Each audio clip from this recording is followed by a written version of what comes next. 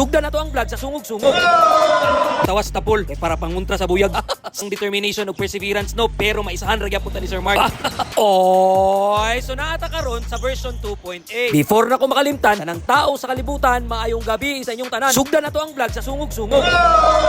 Bisag wala pa na daw, grabe kay ang celebrate.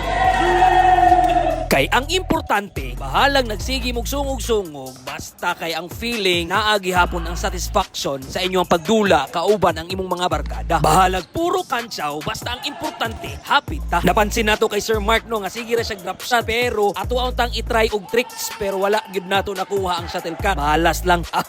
Murag napansin nako kung kini ako mga kadula, murag malas jud ta permente no. Pero sige lang, magdala lang kog agod-agod puhon panguntra sa malas or tawas tapol kay para panguntra sa buyag.